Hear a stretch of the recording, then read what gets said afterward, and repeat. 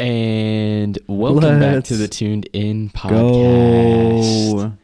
Coming straight out of Provo, Utah. Andrew and Braden, we're here to break down some Jazz for you. We've got the preseason finally started. How does that feel? Oh man, it feels so good. Hockey season started. College football is going, man. It's like Disneyland for us. We love it. Oh yeah. And honestly, preseason's pretty fun. Yeah, it is. Because like most of our team is playing the whole game, right? You throw all caution to the wind and see everybody play. It's awesome. We got a really exciting episode today. Obviously, like we just mentioned, we got preseason basketball. We'll talk about the 2 games that have been played this week. And we'll go over our official 2025-2026 preseason Jazz Superlatives. And then we'll talk about a little bit of NBA news, couple topics trending in the NBA. And then we'll go over the Mammoth's first game, and we'll talk about our 2 college football games coming up this weekend here with our in-state teams. Make sure to follow us on all the podcast platforms, Spotify, Apple, YouTube, wherever you can find a podcast, we're there. Give us a good rating, share with a friend, and as we get ready for the season, check out the past couple episodes we've done. We break down every player on the Jazz, break down the draft, free agency, every move in this offseason, everything you need to get ready for this next Jazz season. This is episode 84 of Tuned In Jazz.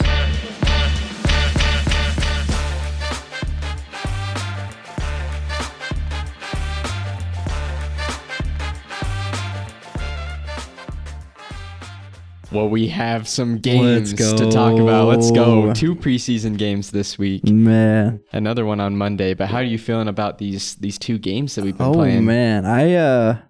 I'll just say, I think, before we talk about the Jazz, I think both of these teams are like sleeper picks for me in the West. I think Rockets and Spurs. I just love both of their rosters, the way they're set up. It was kind of cool to see them play, too. I thought that was pretty cool. And I think we got some exciting things from the Jazz, too. So there were 4 Jazz rotation players that didn't play. Mm-hmm. I guess if you count Georges Niang, that's 5. 3 starters in Collier, Kessler, and Markkanen, and then also Filipowski. None of them played. They were listed as injuries, so hopefully those aren't too serious. I kind of doubt they were really injuries. Yeah, I mean, Markkanen's is a left wrist injury. That doesn't sound too bad. Yeah. Filipowski's lower back, Kessler's left shoulder, Collier right hamstring. So I don't know what we'll see. I guess if they come to Utah and they're still out, we'll know maybe those are a little bit more serious. But it kind of makes me think like it's Collier, Filipowski surprised me a little, but Markkanen and Kessler, those are probably the only 2 guys on the roster who have a set spot. I think like they don't have to fight. Kessler's the starting center. Markkanen's our best player as of this moment. So it's like, of course, we're not going to play him. Yeah, and it seems like a lot of teams are doing the same thing. It's preseason. Absolutely. But hopefully when we come back to Utah, we could at least see like 10 minutes of each guy. But get some cardio. Yeah. But we had a lot of players we're excited about from this game. Yeah. I guess as the game as a whole, how'd you feel about playing the Rockets? Oh, man. I'm not going to lie. I'm kind of jumping on the Ace Bailey train. Already. Well, it's been 1 game, bro. Well, but both these games, I mean, I guess with this game specifically, I just thought he played really well. He shot confidently. He took 16 shots, made 11. I mean, 68% from the field on 16 shots is pretty good. Shot 40% from 3, 6 rebounds, 7 assists, and a steal. I think I got that wrong. 6 rebounds, 3 assists, and 2 steals is what I meant. Sorry. I just thought he looked really good. I mean, it kind of felt like at times he was going back and forth with KD, which is kind of exciting. So, what stuck out to you from this game? What was your thoughts? I was really impressed with our shooting. Yeah. Like, we shot 23s this game. That's amazing. Absolutely. And we also were confident in our shots. It wasn't like maybe in past years we've had some guys on the team that they shoot and we're like, yeah, that's probably not going in. Yeah. Almost like most every shot that guys take on our team, I feel like it's going in. Or at least a good chance. Absolutely. Another guy I really liked, it's just really interesting to me. Kevin Love went 3 for 3, 2 for 2 from 3, 12 points, 6 rebounds. It'd be interesting to see. He's been just a big question mark. I feel like going into the season, we didn't even think he was going to be on the team. Mm-hmm. But I don't know if he can put up 12-6 or even 10-5 a game. He just hits a couple shots. Yeah. And he makes the right play. Like you see him, he goes and sets a screen. He makes the right pass. He's coaching up his teammates. I just think that that's like really valuable to have on the floor. I think he could be a good piece this year as we kind of build. So yeah, there's like a fast break or pick and roll or something where Clint Capella was going in for like a layup and Kevin Love just fouls the crap out of him. Yeah. And the announcers are like, wow, that's a really smart foul because Kevin Love probably can't jump with Clint Capella at this point. Yeah, absolutely. But Clint Capella is going to struggle at the line. So I don't know, like little smart plays like that are nice. Absolutely. I'm gonna try not to do this too much during the season, but somebody's got to be the turnover police. That's fair. We had a lot of turnovers this game. That's probably why we lost. So I think the past couple of years with when Will Hardy's been coach, we've always been one of the high turnover teams. Yeah. So I get it. Like we'll probably have more turnovers than an average team just because of the way we play. But we gotta cut it down a little bit. It's usually getting up to like 18 to 20 each game. This game we had 20. So absolutely, somebody's got to do it. I'm sorry. Yeah. I think overall though, just to mention quickly a couple other guys that I thought looked nice. Taylor Hendricks, 15 points, 4 rebounds, 3 assists, 2 steals, and then Brice Sensabaugh, 9 for 15, 24 points. I know you're a big Brice Sensabaugh guy, probably bigger than me, but I think both those guys are looking like they're going to have significant playing time this year if they keep playing like that. I think that's pretty awesome. Yeah, I mean, we'll get into our Jazz superlatives later, but I think some of these games might have played into what I was thinking for this year with some of these players or predictions. Absolutely. And then last night, we go to San Antonio, which stay in the state of Texas, play the Spurs. Man, Wembanyama, and I just watch him in awe every time. He's special. He's insane. I just don't know how you stop not to like him. Yeah. I feel like there's really only a couple guys in the NBA who match up size-wise to be able to even contest. It's kind of scary, honestly, but it's cool to watch. So, I thought Ace shined again though. 20 points. Oh yeah, 20 points and 7 rebounds with 2 steals. 8 for 13 is not bad either. I mean, I love with rookies. I feel like that's like you look at guys like Keontae, his rookie year, he was not shooting efficiently. He was scoring points, but he'd be like 8 for 20 or like he's been taking a lot of mid range. Yeah, and he's been making a lot of mid range. Shot. Yeah. So I mean, a lot of the star players in the NBA operate in that area. So it's nice to have your star be able to do that. Yeah, definitely. He also was rebounding the ball. He had 7 rebounds. Yeah. He's got definitely that like, what is it? Like pogo. You remember in 2K, they used to have the pogo stick. Yeah. Badge. Yeah. Like he gets up for those rebounds. He's got a good vert for that. That's the truth. Another guy, I think we'll end up talking about him a little later, but I thought Cody Williams is looking a lot better. I mean, the bar was kind of on the floor, so better meaning he looks more like a basketball serviceable. Player. 12 points, 4 for 8. It's not great, not terrible, but I've loved to see him like being more aggressive. Like there was a shot where he got the rebound, took it coast to coast, and finished at the rim on the other side, and I was like, dang, like Cody Williams last year was just sitting in the corner waiting for the ball to come to him, and this year's Cody Williams is like proactive. He's like making plays, so I love that. I love that too. And I think one thing that was good for Cody and for like a lot of the players on our team is getting to the line. Oh yeah. Taylor Hendricks shot 7 free throws. I don't think I've ever seen Taylor Hendricks shoot that many free throws in a game. Made all of them too. It's probably the most I've ever seen. Brice Sensabaugh was 12 for 12. Jeez. And so we shot well from the free throw line. We shot a lot of them. And maybe that was just the Spurs maybe not playing the best defense they should have and fouling a lot, but getting to the line means that we're attacking the rim, and we'll take all these free throws because totally agree. Easy points. I think another guy I'm seeing the vision on, Walter Clayton Jr. Mm-hmm. First game, I thought he just looked okay, but this game, I was really impressed with like the types of shots he was taking. Like it kind of felt like I was watching him back in Florida. He was like stepping into 3-pointers off of pick and rolls. Oh yeah. There was one where he like I just thought was really like showed a lot of maturity, where he like took one dribble, hesitated a little, and then scooped it up and scored just really nice. He also had 5 assists and 5 rebounds with a block and a steal. I just think it was just showed his maturity, showed his readiness. Have the Jazz in like recent years had a player like Walter Clayton? Man, a guy So that I'm trying just to comes think. in. Joe Ingles, yeah, he can shoot and play make, but I feel like Walter Clayton's a little bit more athletic. That's true. It's hard to say if we have. Maybe Alec Burks, like shooting wise, but not playmaking wise. So I don't even know if we've really had a player like Walter Clayton, which is even more reason why I'm excited to watch him play this year. Absolutely. Bring something new to the team. Yeah. Speaking of rookies, John Tonje made his Jazz debut. Oh yeah, 4 3 minutes. minutes. Only 4 minutes. But he got in there. It was not that impressive. It was 3 minutes. I won't like hold it to him too much. He took this 3 that was like hit the top of the backboard. It was pretty bad. Oh no. And then on defense, he looked like he was pretty lost. It's okay. I mean, it was his first time on the floor, so I won't like crucify the guy. But you know, it was not a great showing for 3 minutes, but kind of interesting. Well, I guess that might bring us to our Jazz superlatives. Guess so. And if you've been with us the past couple seasons, this is kind of a tradition here.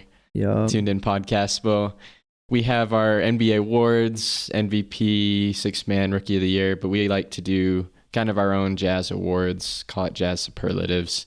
So I think we've got 9 different items that we're going to go through, different awards or mostly projections, right? We're trying to see at the end of the season who leads the Jazz in these categories, or who's our best rookie or defender and other things like that. Yeah. And I think it will lead to some good conversations. Absolutely. So let's start with probably one. This is a new one we haven't done before, but probably one of the biggest awards is team MVP. Yeah. Who's going to be the most valuable Jazz player by the end of the season? Yeah, I guess I'll start. I think I took this very literal. I mean, I know that MVP can mean a lot of things. Like, you know, you never know year to year in the NBA what MVPs can actually mean. Best player, you know, most valuable player. I'm taking it literally most valuable player. I think it's Ace Bailey. Ooh. I don't think he's our best player. I don't think he will be our best player this year, but I think he's our most valuable player. I think even this early, he's already like setting himself up as the guy here in Utah, and I think he's our most valuable player. I like it. I was thinking about it. Yeah. I stuck with, I just don't think too hard is kind of what I was thinking. I went with Lauri Markkanen. Yeah, that's a fair pick. I feel like it's got to be one of those two. I'm glad we have it different. I think both of those guys have a case because I guess my thinking with Lauri Markkanen is when he had his most improved player year, he had a great offseason in Finland. Yeah. He had another great offseason in Finland, and he's coming back, and the team looks a little bit more promising. Yeah, that's true. And so I think Markkanen's due for a bounce back year. We saw that with Walker Kessler last year. He had a great bounce back year. So I think Markkanen, may not make All-Star, but I think he is going to bounce back a little bit from what he did last year. I think Jazz aren't as committed to the tank this year, and I would be surprised if Lowry has these random injuries that keep him out 15 games like they did last year. So I don't hate the pick. I think he's going to have a much better season. And based on the offseason, he's still got it. Absolutely. Totally. But I totally get the argument for Bailey just because of like the potential. And by the end of a season, he could have, who knows what he'll have grown to it by the end of a full season. Totally agree. Yeah. Yeah. That takes us to our top 3 scorers. Who do you got in yours? Kind of goes with my MVP. I think Markkanen's going to lead us in scoring.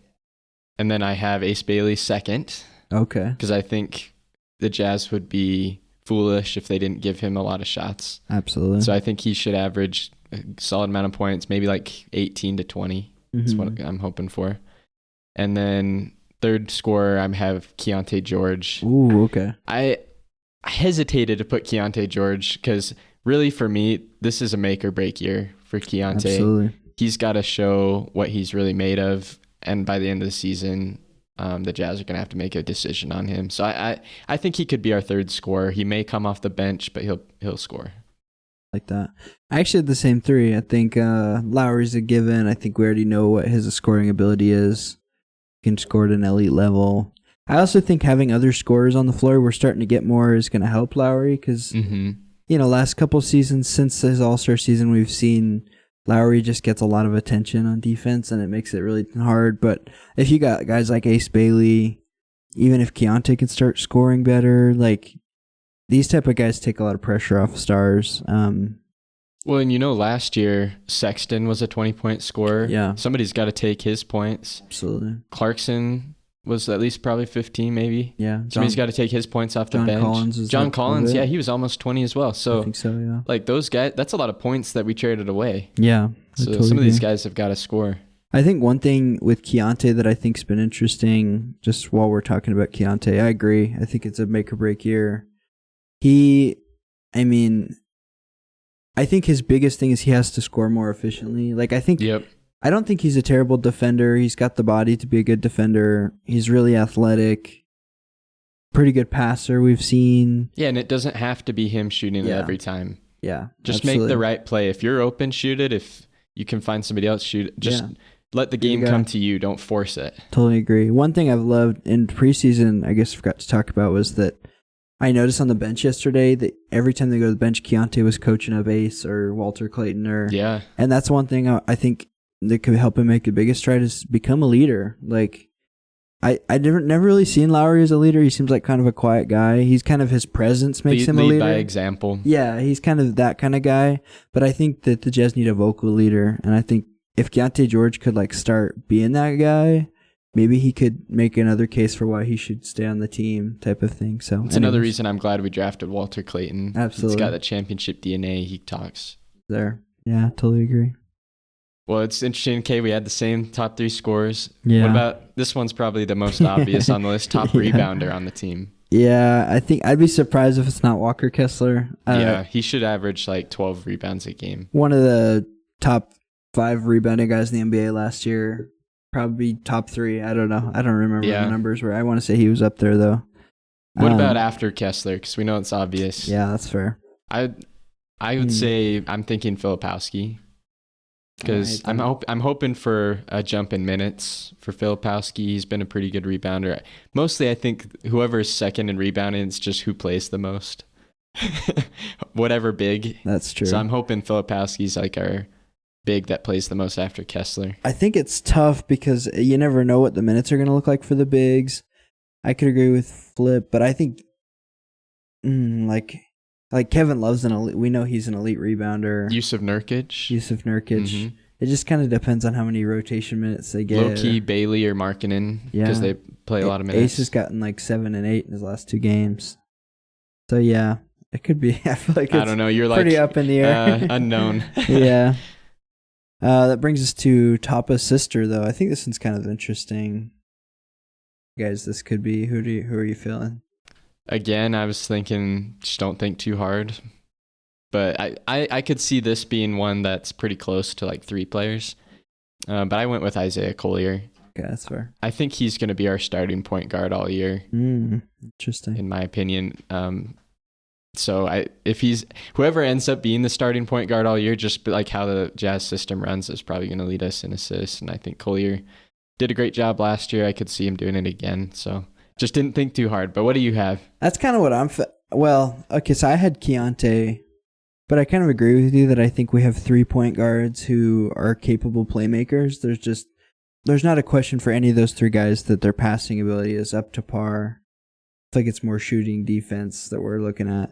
Mm-hmm.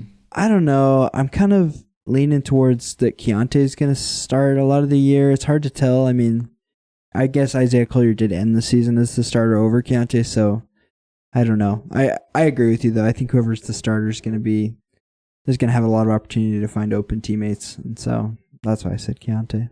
Yeah, I also said I kind of feel like Keontae's gonna fall into a scoring role, like more of a shooting guard. We'll see, because he did play point guard in the past, but I think he just feels more like a shooting guard. But we'll see. That's fair. So I thought actually Walter Clayton would be like our second guy, like our bench assister. Yeah, but we'll see. Well, our next one, best defender. I feel like this one's also kind of obvious. I put Walker Kessler, but I also picked another one because I feel like Walker Kessler's kind of obvious. I picked Walker Kessler as well. Yeah, just he's a man. Yeah, he's an anchor to our defense. Great shot blocker. If we have like a decent defense this year, it'll be because of him. Oh, absolutely, totally agree. I kind of cheated, put a second one, but I put Taylor Hendricks. I still think he's got a lot of upside as a defender. He says he wants to be the best defender in the NBA. Yeah, and I would love to see it. I could see it happen, and I think early he's shown that he's like back from injury. He doesn't seem to be like playing too conservative. Obviously, he shot 7 free throws, so he's being aggressive. Mm-hmm. Oh, it's exciting. I think he could be our best defender. He's also a rebounder. Yeah, he got good size too. That kind of leads into the next one for me. Okay. Biggest improvement or most improved player. I had Taylor Hendricks for that. Ooh, okay. Because, Taylor Hendricks has had 2 off seasons. Yes. He's a completely different player than what we've seen. Yeah. And so I think like he'll come in this year and people will really catch him or they'll see him play and they'll realize this guy's grown a ton. Yeah. So I don't know. I think it's cheating to put him for this one because he's had 2 off seasons. But I think when he gets on the floor, we'll see he's stronger, he's more aggressive and confident, and he's going to be a good defender. And previous to this year, he was just like the 10th man on the team, couldn't really get in the game sometimes. So I think going from not always getting into the game to like being a guy in the rotation that like makes winning plays, I think that's where we could see him this year. I feel like we kind of talked about this last week with these 2 guys. Mine was Cody Williams. Okay. You believe? I don't know if I. You're putting your bingo card that Cody Williams improves. I'm probably one of the only people here in Utah that believe Cody Williams. But the thing is, I feel like I put him here because I feel like I said earlier, the bar is so low.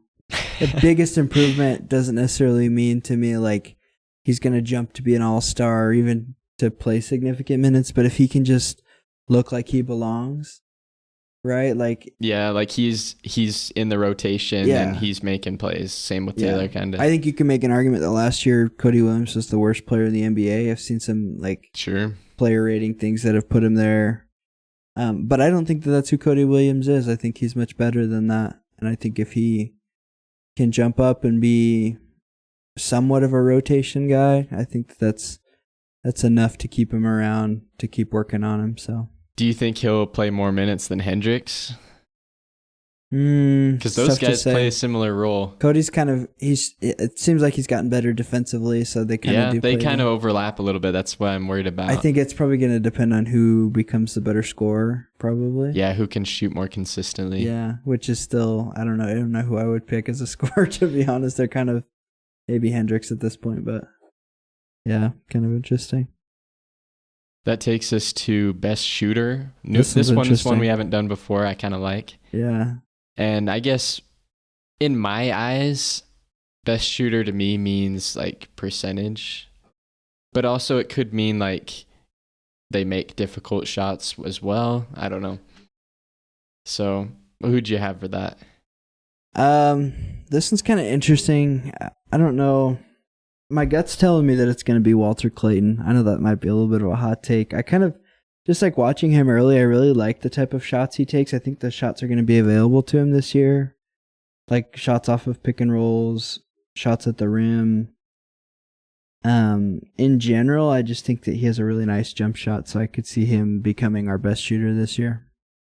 I love it. I was thinking a lot about him, and I kind of just couldn't pick between him and another guy, so I'll go with the other guy because you already picked him. Okay, fair enough. Brice Sensabaugh is my best shooter. Nice. He was a great shooter last year, and I don't see any slowing down. And honestly, I think we'll get into. I'm pretty high on Brice Sensabaugh this upcoming year. I know maybe I'm a little too biased because he played well in the preseason. Yeah, but he played well all of last season too. So I'm on the Brice Sensabaugh train. I think my thing with Brice Sensabaugh, something I've been thinking about a lot. I love how he's been playing this preseason and in the summer league, but I really feel like the risk that I see in my mind is him turning into a Talon Horton Tucker, Colin Sexton type of player that doesn't pass the ball and like it's just kind of like is a really good scorer but doesn't find the open man. Yeah, doesn't play winning basketball, but not that he is that, but I think that he could turn into that. Like the more, I don't know if we want Brice Sensabaugh taking 15, 18 shots a game like he's been taking in summer league and preseason, but I agree with you. I think he's an elite scorer. I hope he can turn into a good piece for us. Also, this a side note, have you seen his nickname? Is it Ice Brice or whatever? Schizophrenia. Oh, I heard the announcer say it there, and I was like, "Dang, that's sick!" I didn't even know that's. Yeah, I don't know who came up with that. Was that the Rockets guys, or I don't know? I can't remember. Yeah, like schizophrenia. That's a sick name. Yeah, he makes you hallucinate. Yeah, when you're trying to guard him. I like that. So I'm probably gonna keep using that schizophrenia. Yeah, well, that takes us to our best rookie, and why do you think it's going to be John Tonje? I'm just kidding. Actually, no. Okay. Yeah, it's going to be Ace Bailey. You think so? I don't have much to say about that. I put Walter Clayton. I know really? But you said Ace Bailey was our team MVP. Yeah, but I mean, well, I guess the logic for me was, I think that this year, Walter Clayton played 4 years of college basketball, so I think this year he's going to be the best rookie. As far as most valuable moving forward, yeah, Ace Bailey. Okay. I think Ace Bailey's got a higher ceiling, but I think this season... Like, you're using potential a lot when you're talking MVP. But I think, at the end of this season, we're going to be like, Walter Clayton is, he's really good. And Ace is probably going to be that too, but there'll still be some question marks. Be some, like... Because he's 19. Projecting a little bit. Yeah. No, I think Ace Bailey, I think it's not going to take him as long as you think. I think he's going to come in and he's going to be better than Walter Clayton in just the impact that he has. They're both going to bring impact, but I think he's going to have a lot of opportunity. That's true. I feel like Walter Clayton may not start. Ace Bailey should start. That's true, yeah. Hoping, so I think opportunity brings into that a little bit. But hopefully they're fighting for it, and we just can't choose because they're both great. I hope so. That's the goal. Yeah. So, well, we've kind of hinted at a lot of this already. So I'm guessing it might not be too different, but our starting lineups at the end of the season is our last one. Mine, I've already said, I think Keontae's going to be the starter. I think Ace could be at the 2 just because we have some guys, and then I got Lowry, Flip, and Walker. I think that's a big lineup, but I could see that being something that Will Hardy would run. And then as a 6-man, that one's tough, but I put Isaiah Collier. I think him and Keontae will play similar minutes, even if Keontae is a starter, So. That's interesting. I'm completely different. Really? Okay. Yeah. So I didn't have Filipowski at all. Okay, fair enough. In any of it. Fair enough. And I actually put Brice Sensabaugh in the starting lineup. Okay, I can see it. I like it because he probably fits better at the 2. I think he's a better fit in the starting lineup. Yeah. And I put Collier as our point guard. Yeah. And then I have Keontae as like our 6-man who probably plays starter minutes. Yeah. And then I had Bailey, Markkanen, and Kessler. Okay. So I kind of I feel like Brice, again, I'm high on Brice Sensabaugh. I think he's going to have a great year. Mm-hmm. I think he's going to become that starting shooting guard. That's fair. He'll play off ball probably primarily. Yeah. But he can get us bucket when needed. But I think Collier will run the offense, and then we'll run through Sensabaugh and Bailey and Markkanen as scorers. That makes sense to me. I think Sensabaugh fits better with Collier. Like, I feel like they play better. Or maybe with Keontae. Collier and Sensabaugh are the bench point guards, and you have like what you had in the starting lineup, just as long as those two are together, because I think they work well together. I'm sure we'll see all these lineups this year. I'm sure there won't be one set one all year, honestly. I mean, other than Lowry and Walker, probably. Any chance you think Walter Clayton ends up in the starting lineup at the end of the season? I could see it. I think he's NBA ready. I honestly, I feel like to me, it's kind of just a coin flip with any of those point guards, in my opinion. I feel like between Collier, George, and Clayton. Yeah, I think each of them has their own strengths, but right now, I don't think that any of them really has like a huge leg up on the other. They're all just kind of at the same place, in my opinion. So I don't know. I could see it. Yeah, I'd say for me to start, Collier's got a little bit of a leg up on the other two. That's fair. That being said, he hasn't even played preseason. Yeah. But it could change. Yeah, he was a starter at the end of last year. He won the job last year, so I don't think that's a crazy take. So, well, let us know if you agree, disagree with our starting lineup at the end of the year.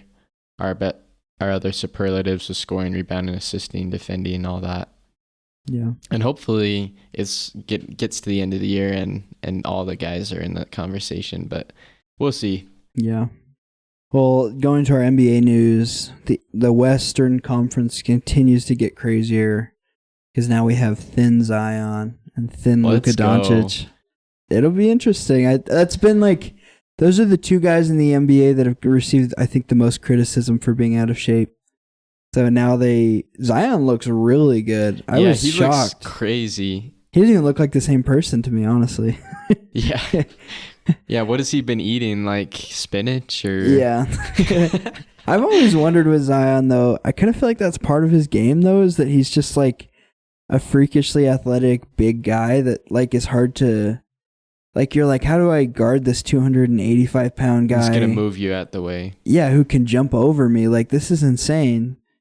So it'll be interesting that he's thinned out. He's probably still plenty strong, but I'm sure his knees are going to be a little bit better. Less injuries. Yeah. When you weigh more and you just get all that stress on your knees, that's true, it's hard to deal with. So hard on your body. I think the goal for him, just play a more than 30 games this year. Absolutely. And if he does that, success. Oh, yeah. But I think that'll actually, hopefully him being thinner, that'll kind of make him a little bit more durable. Yeah, Pelicans had a really good draft, I thought. I really like Jeremiah Fears. Am I remembering that right? Yeah, Jeremiah Fears and Derek Queen. Yeah. I like those picks. I've always thought the Pelicans have had a really good roster since Zion's got there. They've just kind of been waiting for him to become the guy, and he just kind of hasn't. I'll be honest, I'm not as high on their draft. Oh, really? Okay, fair enough. And I'm also not as high on the Jordan Poole trade. I forgot about that. So I don't know. I think they just have a lot of cooks in the kitchen. That's fair. Not really sure what they're going to be honest. Yeah, that's true. There's a lot of question marks. They got Jordan Poole and Jeremiah Fears and Zion and my favorite guy on their teams right now is probably Trey Murphy III. Yeah, Herb Jones is pretty good. Oh yeah, Herb Jones is great. Yeah, they got some good defenders. They just got a lot of players. I don't know I don't know who's their starters, honestly, because they just have so many. Yeah. In the Eastern Conference, they're a playoff team. In the West, I'm not sure where they are. I feel like the Eastern Conference is going to be pretty weak this year. And a team like Pelicans could randomly the get a play. Pelicans were bad last year, so I don't know. That's true. They could be down at the bottom. That's true. Luka also seems to be in better shape. It seems like we're going to get a Luka revenge tour this year. I think, honestly, so LeBron's out the first 3 or 4 weeks of the season.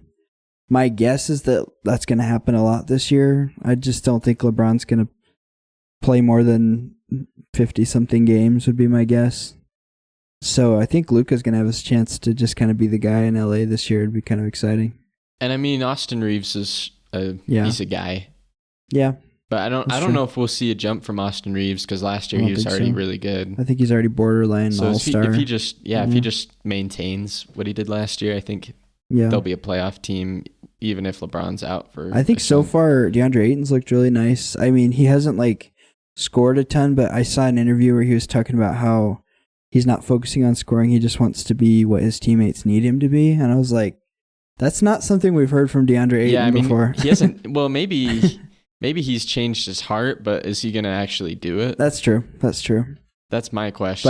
But their first preseason game, he only took 2 shots, which is not DeAndre Ayton's style. Mm-hmm. That was kind of the gripe, was he always needed 10, 15 shots, and then he was missing most of them. So it's I don't know. I'm kind of liking that pickup so far. We'll see how it goes over time, but I also like Brook. They have Brook Lopez, right? Or Yeah. no, that's the Clippers. That is the Clippers. Who else did they get? I guess Jackson Hayes is the backup. I thought Jackson Hayes looked He's better all last right. year. He's all right. Yeah. I think- He's probably better as a backup center than a starting center. I wish they had Brook Lopez. I Yeah. like him on the Clippers, but yeah, but they still Ayton should got be good. Rui and Dorian Finney-Smith and... No, Finney-Smith's on the Rockets. Oh, you're right. Who else? They added somebody else. I can't Yeah. remember. Anyways, Bronny James is going to take a leap this year. So Oh, they added Marcus Smart. Marcus Smart. That's who it was. That's who it was. Yeah, he'll be He should good. be all right. Be And good. then our boy Russell Westbrook still unsigned. yeah, Him, Ben Simmons, both unsigned. I think Ben Simmons might just not I think he might be play done. anymore. But Westbrook's got a deal.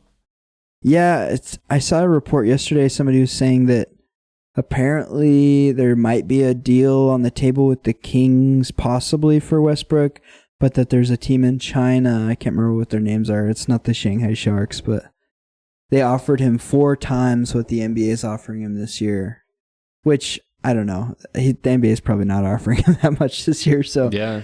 but it'll be interesting. I don't know if I like that for Westbrook playing in China. I feel like he's just still too good to. I don't know. I don't think he'll be signed before the season starts, but I could see He him. could contribute to a playoff team. I think so. I could see him getting picked up at the deadline when there's like a team that needs one more piece or something. I kind of think that's probably the best route for him right now, but I don't know. I wouldn't mind watching China highlights from That would be Westbrook though. So Dude, with how mad and how like passionate he plays, they might arrest him over there. I don't know. He that guy plays us. I honestly just love watching Russell Westbrook. He's like one of my favorite players. I know people don't like him for a lot of reasons, and he has somehow turned into just a negative shooter, scorer, but in his prime, just like, man, nobody loved the game more than Russell Westbrook. Mhm. Like, the guy just played like he cared. And most of the players in the NBA don't care anymore, so kind of sad to see him. should the Jazz get Westbrook a Finish it a up? third time and waive him just for fun? Yeah, dude, maybe we just get him in there and be like, hey, you're our point guard coach. We're going to put you on the roster, but we need you to get these guys hyped up. Yeah, and if you care say the about wrong this. thing, you're waived. Yeah, exactly. Yeah. He's like, oh, here we go again. Yeah, go play with your college teammate K Love here in Utah. Yeah. That'd be exciting. That'd be pretty cool. I'd get a Westbrook Jazz jersey if he actually ever came. I probably could have got one already. I but mean, you could make a custom one, right? that's true. Yeah. Yeah. Of all the guys on the team this year, who do you think are you eyeing any jerseys you might buy? Well, I've already got a Markkanen jersey. Oh, that's right. So I don't need one for him.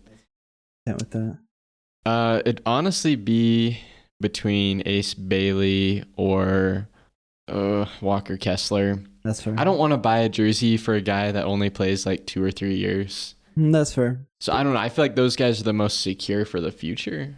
Yeah. I don't know. I think it'd be cool to have a Kevin Love jersey, even though it's not going to stick around. That's fair. I also think eventually I might get me an Ace Bailey jersey. I kind of think his number's going to change eventually. I might want to get one of those white ones, Yeah, but we'll see. that's true.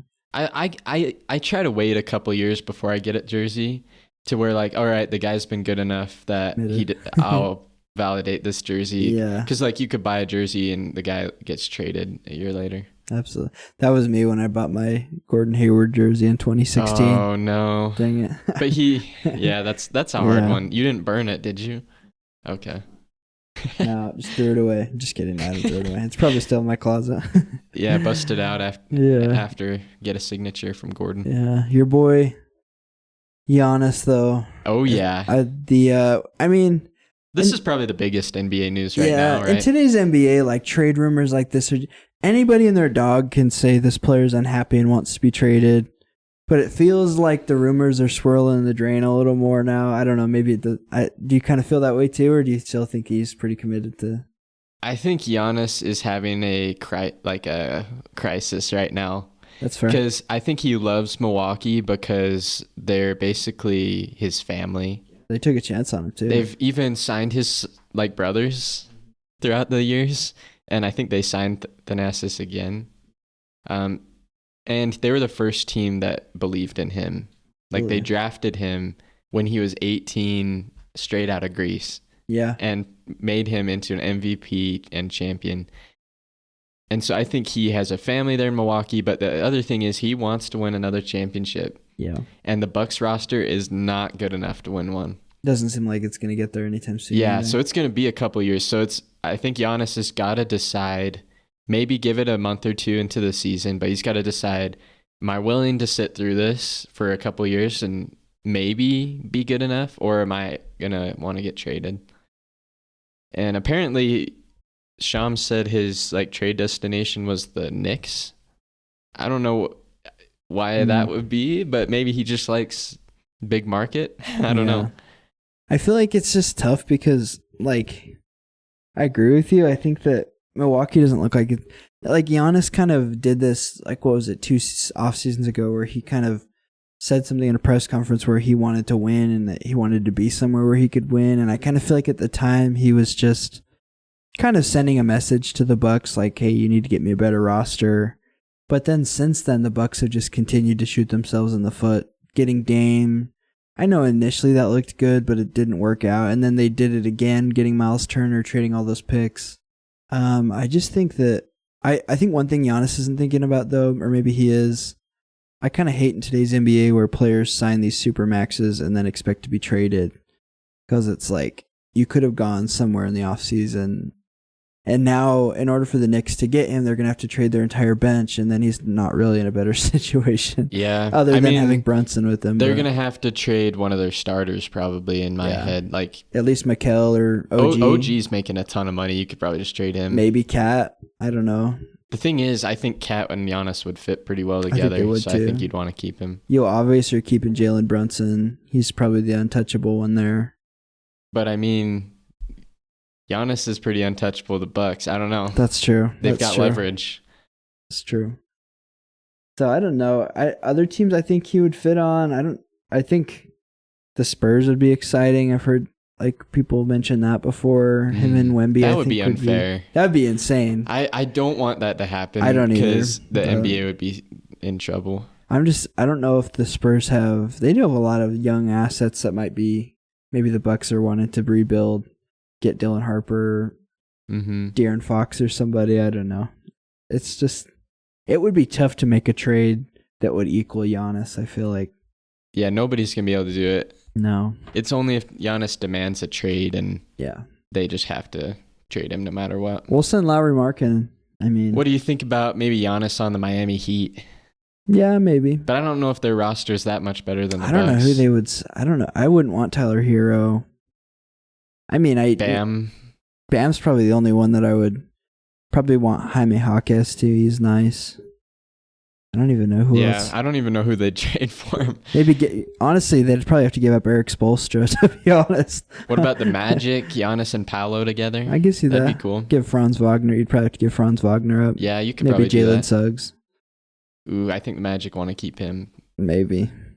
Yeah. Anyways, I don't know where he'll go, but if I had to predict, I think he's just going to end up staying in Milwaukee this year. I think so too. Maybe in the next offseason something will happen, but this season I'm guessing he'll just stay in Milwaukee. Yeah. I've read Giannis's book before, or a book about his, a biography about him. It's kind of insane how much of a risk the Bucks took on him, not just because he was a kid from Greece that nobody had seen play, but also because his family was refugees and they kind of had to bring his family with him. Which is probably not an easy thing to do. So the Bucks really have done a lot for Giannis and his family. So there's a Disney movie about it. I've seen that. Yeah, it's really good too. So it's I could see why he would stay committed to them. I hope he does. He's a Buck, honestly. Bringing them a championship. They brought him one, so I don't know. Well, and have you heard the old saying, "The grass isn't always greener"? That's true. It might just be good to stay. Yeah, absolutely. Well, should we talk about some local sports? Might as well. Well, we got hockey. Yep. Another year. Mammoth losing again. I'm just kidding. It's our year this year. We're a playoff team. We're a playoff team. First game, Mammoth play the Avalanche. I honestly thought they seemed like it was competitive at least. Avalanche are one of the best teams in the NHL. At least they were last year. Play the Predators today. Yeah. At 6 p.m. Yeah, Mammoth. At one point, the game was tied 1-1. I believe it was in the third period. The Avalanche scored the last one. Mammoth had a really nice power play, like 2 or 3 minutes where they like took like 6 or 7 shots. They were just playing really well, but Avalanche were just locking up the goal pretty good. So JJ Peterka looked really good. Dylan Gunther had a goal. He's the guy I'm excited for. Yeah. Dylan Gunther. Yeah, he had our only goal. Clayton Keller played well. Didn't Dylan Gunther have the first goal of last year too? I'm pretty sure he did. He did, yeah. The very first Mammoth or Utah goal of all time. Yeah, he's a good. And he has the first Mammoth goal of all time. Yep. Good for him. I saw they kept showing on the broadcast the top 5 NHL jersey sales so far this year. Clayton Keller was in the top 5. Really? I think he was like 3 or 4. Let's go. That could be because nobody has the Mammoth jersey. And everyone's just like, all right, now we got the logo. Yeah. Let's cop. Clayton Keller's our best player. Yeah, so to be fair, but also it's kind of exciting, you know? Do you remember any of the other ones? Probably McDavid. Yeah, it was that one guy that just signed like the biggest contract in NHL history. Did you see that? No. Let me see if I can find the graphic here. They said that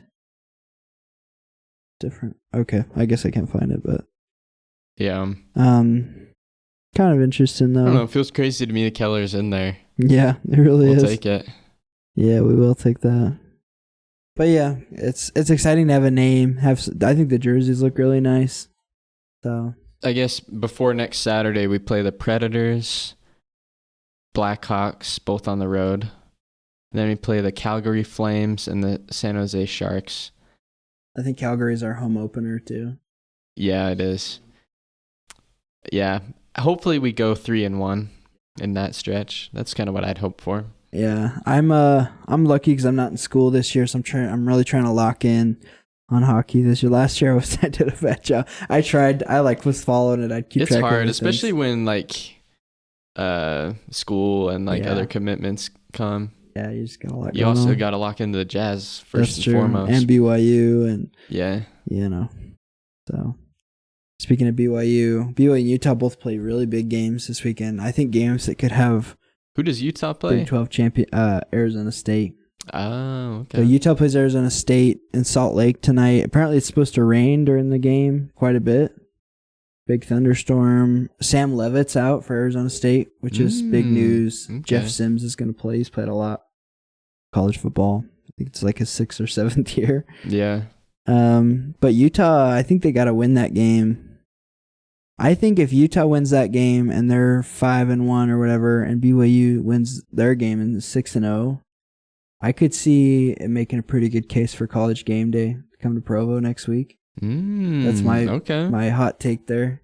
I don't know why College Game Day wouldn't want to come to Provo during the Holy War with both teams probably ranked, and I don't think they've ever been to Provo before, so that would be sick. Yeah, love to see it, and then. Yeah. Also, we'd love for Utah to win that game because Arizona State's still undefeated in Big 12 play. We want everyone to beat each other.